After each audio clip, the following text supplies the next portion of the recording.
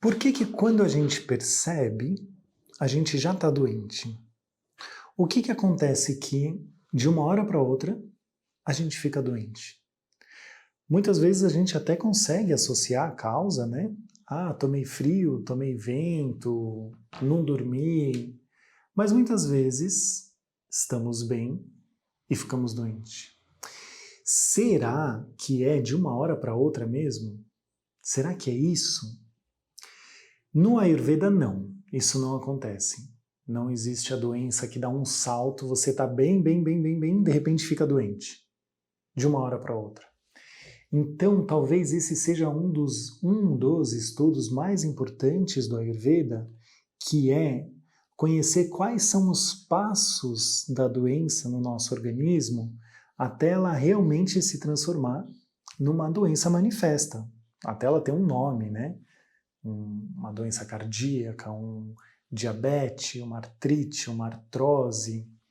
Então, a gente sabe no Ayurveda que para chegar numa artrite, isso teve um longo caminho, um longo caminhar da doença que primeiro passou por sinais e sintomas muito leves, quase imperceptíveis, que foram aumentando, aumentando, aumentando, aumentando, até se formar uma doença propriamente dita.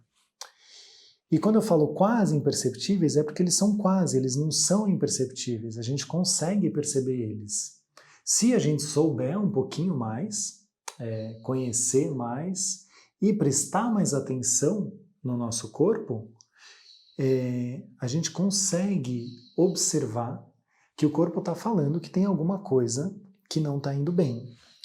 Então, aqui a gente não vai estudar isso profundamente. Na verdade, são 6 estágios da doença, chama Satkriya Kala, né? Na verdade, são as 6 ações que a gente pode ter nos 6 estágios da doença, as 6 ações de cura. E o que a gente sabe é que do primeiro estágio até o último tem um crescente muito grande desses sinais e sintomas. E é claro que lá no começo, bem no comecinho, a gente está falando de coisas muito suaves, que em geral, e isso é muito importante, em geral, esses sintomas, eles começam sempre no tubo digestivo, no trato gastrointestinal. Então, olha só, por que a Ayurveda dá tanta ênfase na alimentação, nos chás, na dieta, nas purificações? Porque uma doença, ela vai começar dentro do tubo digestivo. E do tubo digestivo, ela vai se espalhando para o corpo. Ela vai literalmente invadindo o corpo inteiro. Então, olha só que importante. Se nós mantermos o nosso tubo digestivo sempre em dia, com uma boa alimentação, limpinho, tomando chás, esquentando, não deixando formar toxina, é muito pouco provável que lá na frente eu vá desenvolver uma doença grave, forte. Porque, e é aí que tá, ela não vai passar do zero, do nada, para a artrite que a gente falou.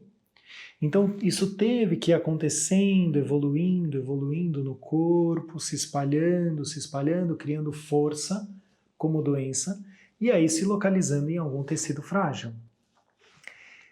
E o que é o mais importante aqui é a gente lembrar que isso começa no tubo digestivo. Então, assim, olha só, sinais e sintomas como gases,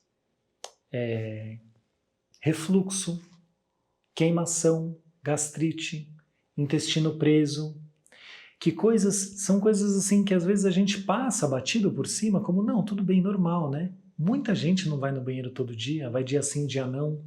Dia sim, dia não já tá bom. Ou que tem refluxo, eu tenho refluxo desde a adolescência, começou, mas eu aprendi a lidar com isso, eu durmo com a cabeça mais alta.